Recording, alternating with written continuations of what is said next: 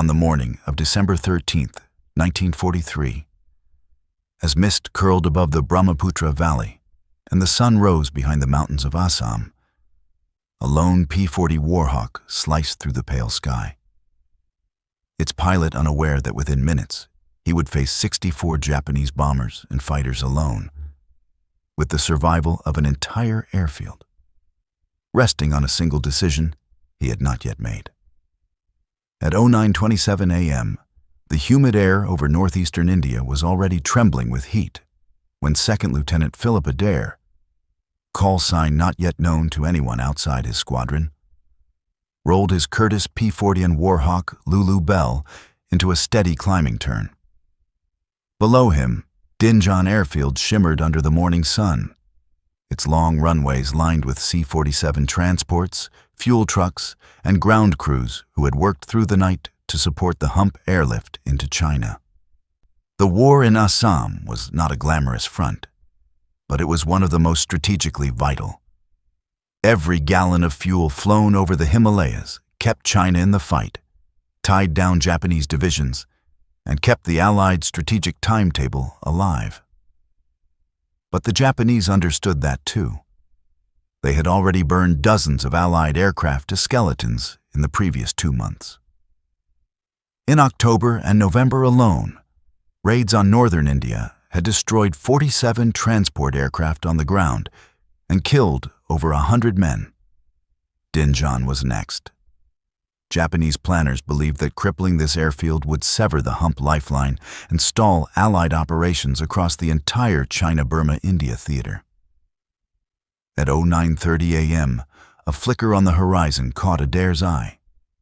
At first a smudge, then a line, then a shimmering wall. 64 Japanese aircraft. The formation was arranged with cold, mathematical precision. 24 Mitsubishi Ki-21, Sally bombers in tight echelon, 40 Nakajima Ki-43, Oscar fighters stacked above, below, and to the flanks. Altitude advantage. Every layer of it belonged to the Japanese. Adair was alone. On the ground, the alert sirens wailed. Men froze mid-stride. Mechanics yelled for pilots, only to realize there were no others airborne.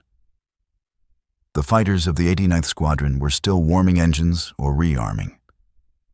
Adair was the only one already in the sky. The mathematics of war were brutally simple. 1 P-40N versus 64 aircraft, a ratio so lopsided that no training manual even bothered to address it. The Japanese had picked their timing perfectly. A bomber wave like this needed only 3 to 5 minutes over target to turn Dinjan into a scrapyard.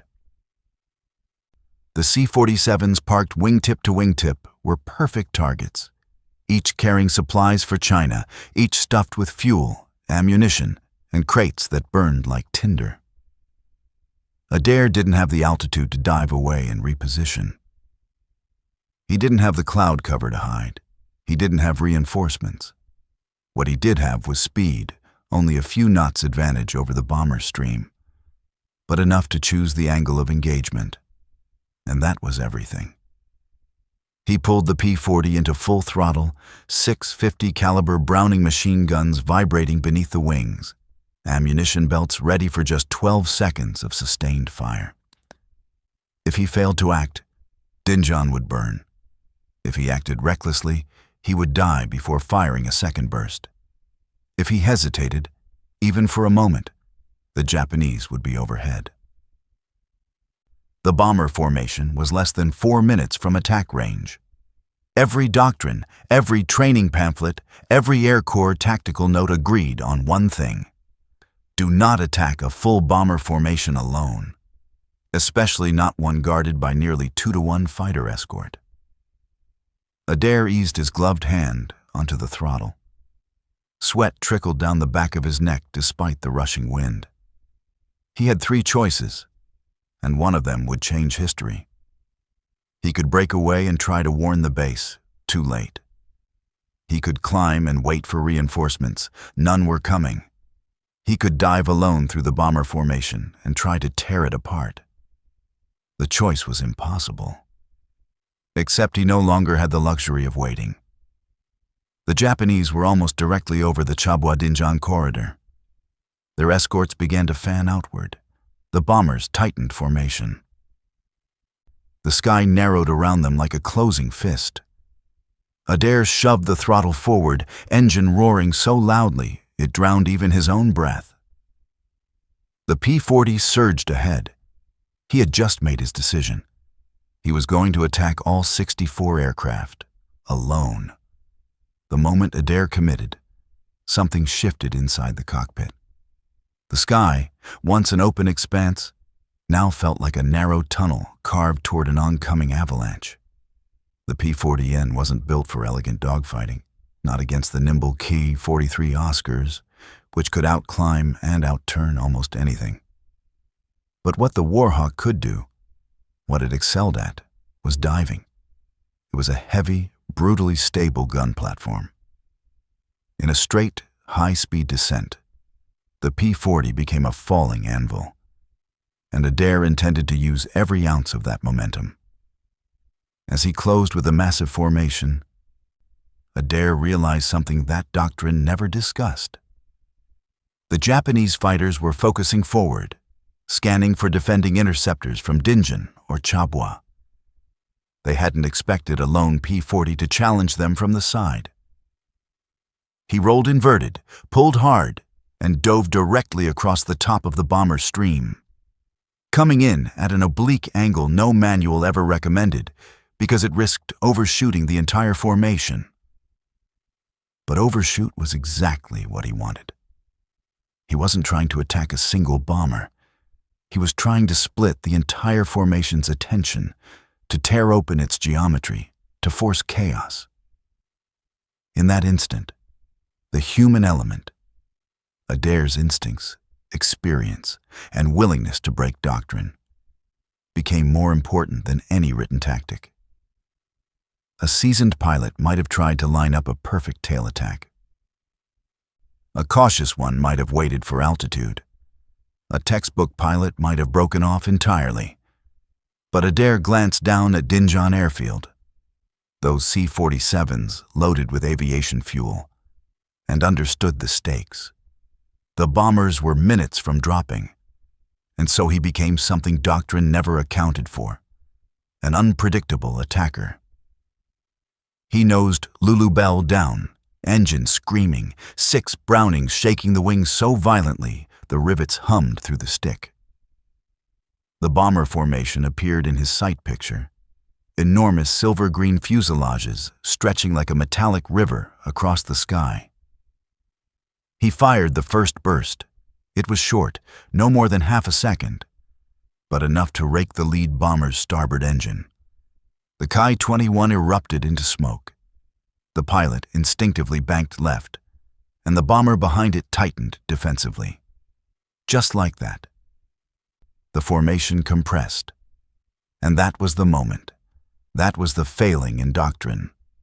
Every manual assumed bomber streams kept discipline under fire. None accounted for what happened when the first aircraft panicked and the rest instinctively corrected. The bomber line rippled. Only slightly, but enough to break the perfect geometry required for synchronized bombing. Adair pulled up sharply, but the P-40 shuddered as tracers sliced past the canopy. The Oscars were reacting now, diving toward him like a cloud of wasps. In training, pilots were taught to disengage when outnumbered more than 5-1. Adair was outnumbered 64-1. But instead of fleeing, he performed a maneuver that would later be described by ground observers as insane, by his squadron mates as suicidal, and by historians as brilliant. He dove again, not on a bomber, but through the escorts themselves. He aimed not at an aircraft, but at the empty space between the clusters of Oscars, a place no sane pilot would willingly enter. The Japanese fighters hesitated. For a split second, they were unsure how to respond to a pilot who refused to behave within any predictable pattern. Adair slipped through the gap, pulled into the bomber stream and fired another burst. A second Ki-21 began smoking, slipping out of formation. Then a third. The damage wasn't catastrophic, yet. But it didn't have to be. Japanese bomber crews were disciplined, but they were human. And humans under fire made tiny, instinctive corrections that rippled through formation like cracks in glass. The formation tightened again, then loosened, then realigned. But it no longer moved as one. Doctrine had failed because it assumed predictability. Strategy had failed because it assumed an interceptor attack would be organized. Training had failed because it never imagined a lone pilot would force a formation to scatter. Adair angled upward again, but this time the Oscars were ready. A swarm of them erupted from above, their engines shrieking as they plunged toward him. A P-40 couldn't outturn them. It couldn't outclimb them at this angle. So Adair didn't try. Instead, he pushed into a steep, climbing roll. An irregular, almost improvised move that threw off every Japanese gunner's aim. His aircraft groaned. Smoke curled through the cockpit from a hit near the exhaust stack. His right aileron jammed. Half his panel flickered. This was where any sane pilot would bail out.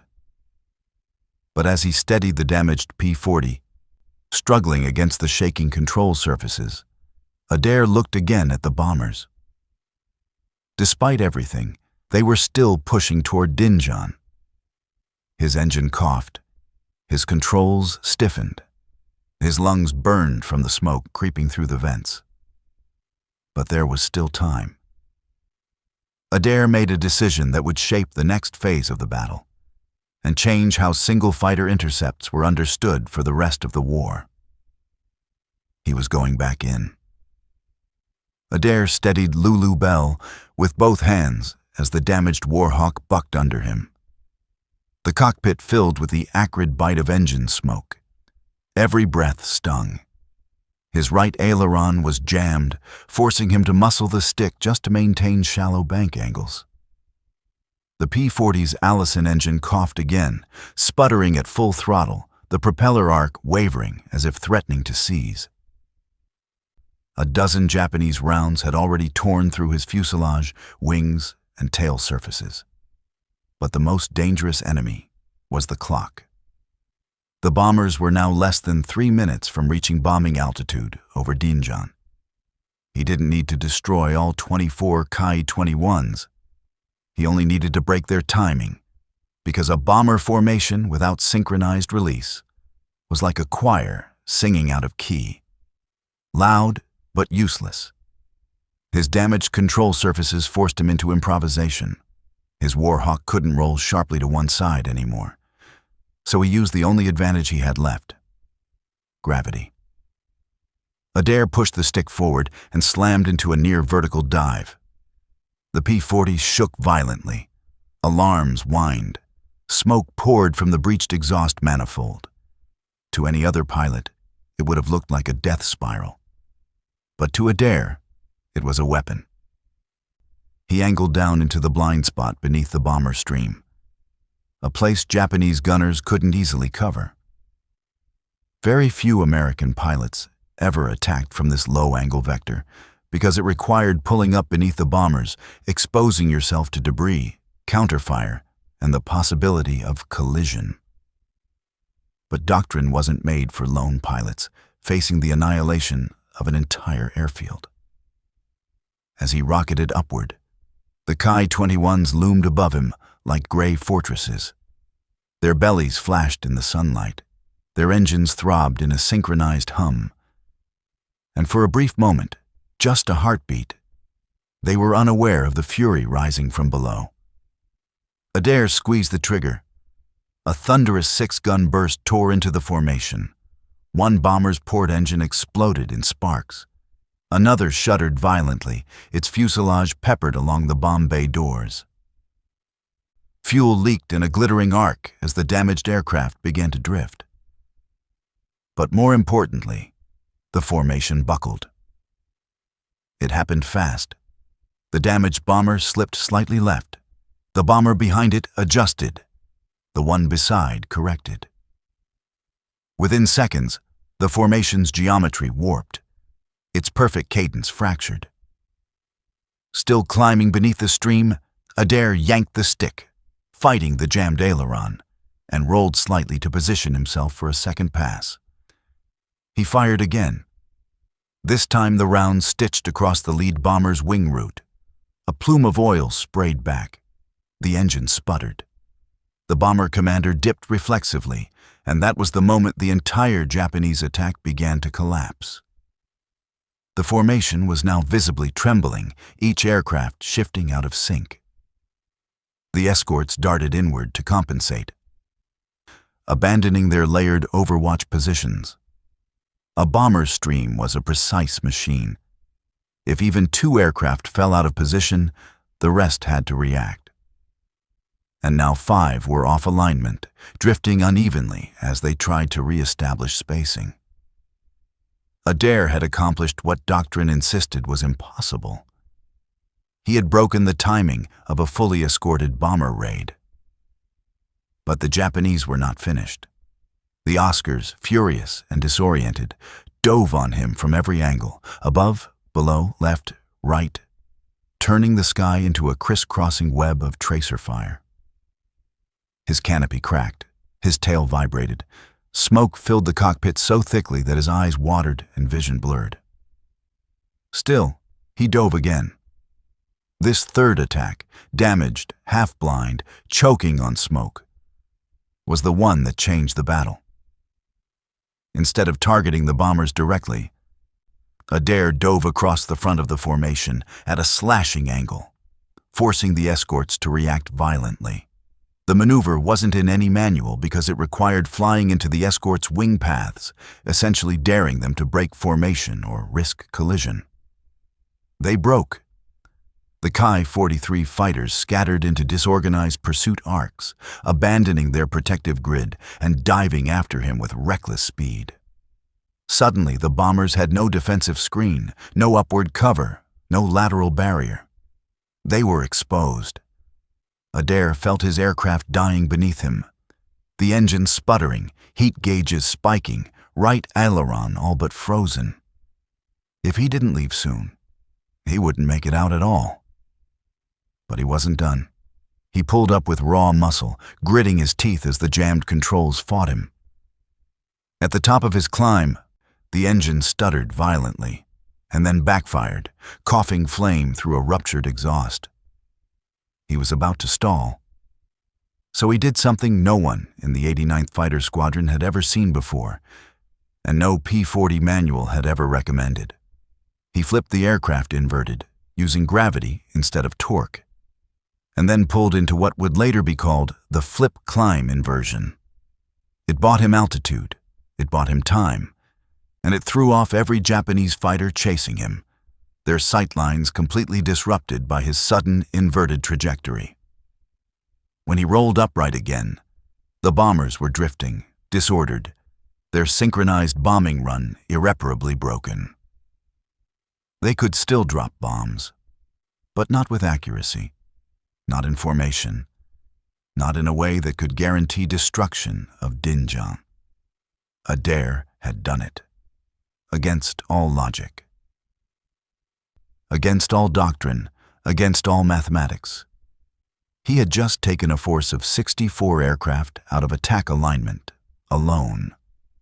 But the fight, and the danger, wasn't over. His engine was burning, his cockpit was filled with smoke. The Oscars were regrouping behind him, and he had only seconds before the failing Allison engine gave out completely. Adair needed to escape, or he would die. And yet, unbelievably, he wasn't done fighting. For several agonizing seconds, Adair wrestled with the trembling stick as Lulu Belle clawed for every knot of airspeed she could still produce. The damaged Allison engine throbbed with a choking, uneven rhythm, surging and fading unpredictably. Smoke seeped into the cockpit in dark curls, burning his lungs and clouding his sight. He pulled his oxygen mask tighter. but the interior was already fouled with exhaust. His eyes stung, his throat felt raw. But behind him, the sky was boiling with enemy fighters. The Oscars regrouped like a flock finding its shape again. 40 agile Ki-43s wheeling, climbing, and banking in tightening spirals as they locked onto the single American fighter that refused to die. Their formation discipline, shaken at first by shock and confusion, was now returning with vengeful precision. In minutes, or even seconds, they would be on him. And Adair knew something else. The bombers had not abandoned the mission yet. Scattered? Yes. But turning back? Not completely. Several Ki-21s were still pushing southwest, engines straining, crews struggling to reform some semblance of a bombing line. Even crippled, even burning, Adair could not allow them to reach Dinjan. The turning point of the entire engagement, and arguably the turning point for downriver fields that depended on Dinjan's intact runways, was now. He banked left, forcing the Warhawk into a shallow intercept angle toward the drifting bombers. It cost him altitude. It cost him speed. But it gave him one last vector into the heart of the broken Japanese formation. Through the swirling smoke in his cockpit, he saw one Ki-21 still trying to assume a lead position, its commander desperately attempting to salvage the raid. Adair tightened his jaw and dove. The engine sputtered once, twice, then roared to life in a violent cough of black smoke as he plunged toward the bomber. His .650 caliber Brownings chattered, the wings trembling with recoil. Tracers stitched across the bomber's starboard engine, ripping through metal and fuel lines. Fire blasted outward. The Ki-21 lurched sideways, spiraling downward in a twisting arc of flame and debris. The bomber's stream fragmented entirely. What had been a deadly, coordinated machine minutes earlier was now a scattered constellation of drifting shapes. Each pilot making his own desperate choice: climb, evade, or turn back. Formation tactics required discipline, geometry, and cohesion. Adair had shattered all three. A single P-40 had forced the equivalent of a small air regiment to break off its attack. But now the escorts came for him. The Oscars dove in multiple layers, slashing attacks from the right, climbing attacks from below, rolling attacks from above. Their 12.7 mm Ho-103 machine guns raked the sky around him. Tracers whizzed past the canopy. One round punched through the left wing root. Another shredded part of the tail. A third struck the fuselage behind the cockpit, sending shards of metal into the seat armor. Adair jerked the stick, but the right aileron, already crippled, barely responded. He was flying a half-functional aircraft against the most maneuverable fighters in the theater. The P-40's one advantage, its dive speed, was disappearing as the damage accumulated. The engine temperature spiked into the red. The oil pressure gauge flickered. A thin ribbon of flame began licking along the exhaust manifold. He needed to disengage. Survival demanded it. But the path home lay directly through the Japanese pursuit. He pulled the Warhawk into a shallow descent, using gravity, not engine power, to maintain speed. The ground rose fast beneath him, the lush fields and distant river forks blurring as he skimmed dangerously low. The Oscars followed, but their high-performance turning advantage became a liability. At low altitude, with no room to bank or dive freely, they were forced to overshoot or risk slamming into the trees.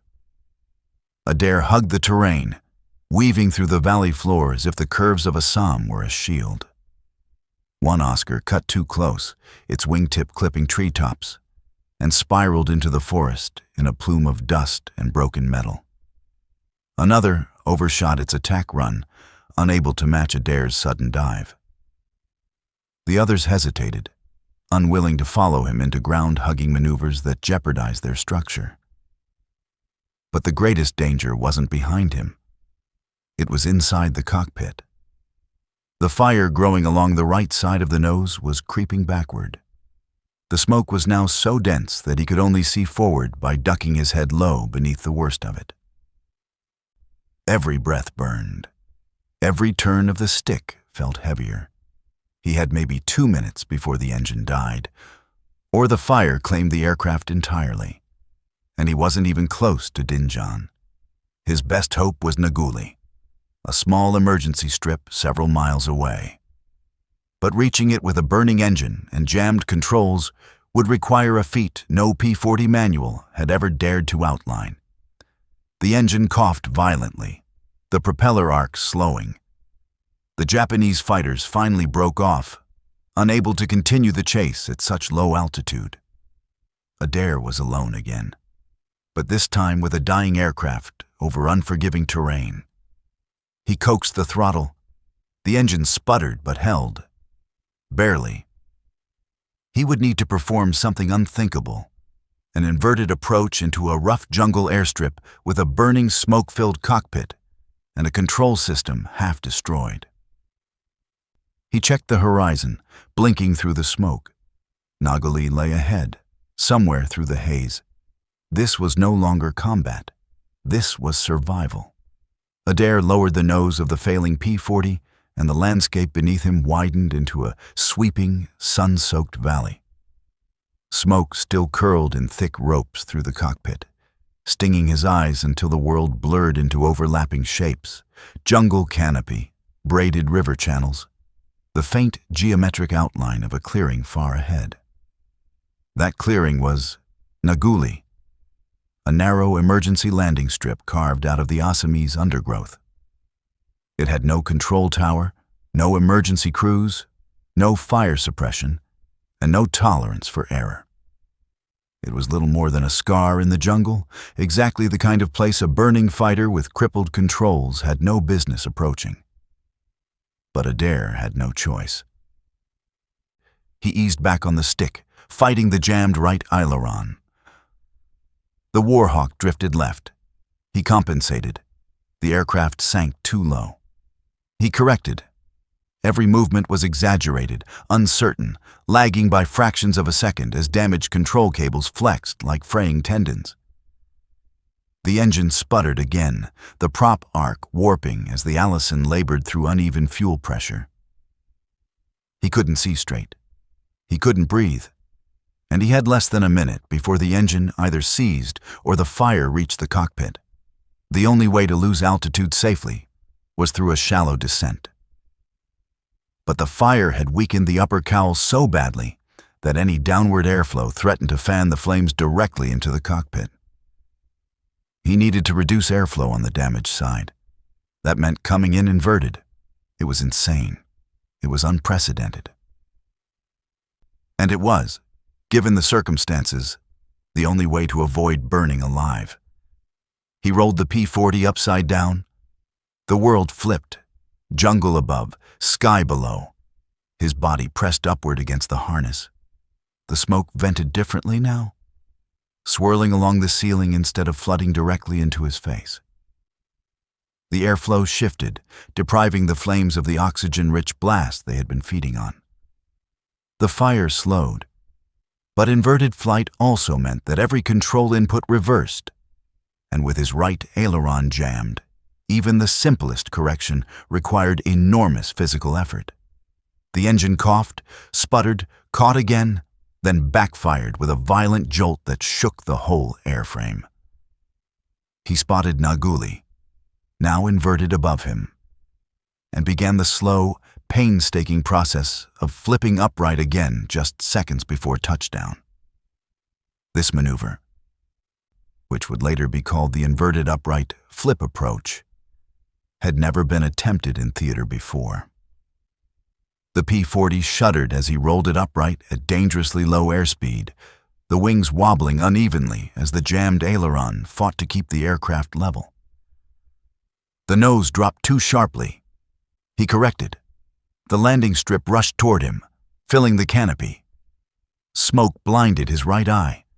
His hands trembled on the stick. The tires skimmed the rough earth, bounced once, then struck again. The P-40 slammed down hard, skidding violently across the strip as the landing gear dug into the dirt. One tire burst. The Warhawk lurched sideways, kicking up a storm of dust and grass. The engine gave one final choking cough, then died. The aircraft ground to a halt. For several seconds, there was only silence. The kind of silence that follows a moment when death came close enough to touch. Adair threw the canopy open. Smoke spilled out around him. Dirt and sunlight flooded in. His ears rang, his lungs burned, but he was alive. Ground personnel sprinted toward him, shocked at the sight of the half-melted engine cowling, the bullet-riddled fuselage, the shredded control surfaces. One airman later recalled, "He looked like he had crawled out of a furnace, but he stepped down like he'd just landed from a patrol hop." Only when Adair was safe on the ground did the full picture become clear. While he fought for his life over the Brahmaputra Valley, Dinjan sirens had continued blaring. Ground crews took cover. Anti-aircraft teams waited for the bombers to appear. They never did. Not one bomb fell on Dinjan airfield that morning. The Japanese formation, shattered, scattered, and unable to reform, turned back, each bomber limping home without releasing its payload. They had lost timing, geometry, escort integrity, and the element of surprise. What had been a deadly, well-coordinated attack force at 9:30 a.m. was a disorganized, retreating cluster by 9:45. One man, one P-40, 64 enemy aircraft denied their mission. The mathematics of war had been rewritten. In the days that followed, the reports filtered upward through the chain of command. Eyewitness accounts from Dinjan, recovery teams from Naguli, and later intelligence intercepts all painted the same picture. Adair's lone attack had prevented catastrophic losses and protected the Hump airlift's fragile network of supply fields. For this action, impossible by doctrine, improbable by training, and unforgettable by those who witnessed it, Second Lieutenant Philip Adair was awarded the Silver Star. But the legacy didn't end with the medal. Across the China-Burma-India theater, Adair's engagement became a case study in the power of unexpected aggression against seemingly overwhelming odds. Fighter groups analyzed the gun camera records. Squadron leaders taught the engagement as evidence that lone interceptors, when handled with audacity and precision, could disrupt entire bomber raids. His improvised techniques, especially the slashing side attacks and the below-belly ascent tactic, were folded into informal discussions at squadron briefings. Pilots took notice. Doctrine shifted, not in writing at first, but in practice. The lone aggressor concept gained credibility, and from 1944 onward, Japanese bomber formations in the region rarely maintained cohesion under sudden, unconventional assault. Even years later, after the war, veteran pilots would refer to Adair's maneuver as the moment when the Burma Banshees proved what one pilot could do if he refused to fly by the book. And for Adair himself, he rarely spoke of it. He returned to combat. He flew more missions. He survived the war. But in interviews decades later, the humility remained. "I didn't think about heroics," he once said. "I just thought about those boys on the ground. If I didn't stop the bombers, nobody else was up there to try." As the camera fades from the burning cockpit at Naguli to the shimmering haze above Dinjan, the lesson of Adair's stand becomes clear. Sometimes history turns not on overwhelming strength, but on the courage of one pilot willing to dive alone into impossible odds and trust his instincts when doctrine failed. And if you'd like more untold, deeply researched stories of pilots, weapons, and battlefield innovations that changed World War II in ways textbooks never mention, hit subscribe, drop a like, and tell us which forgotten hero you want next.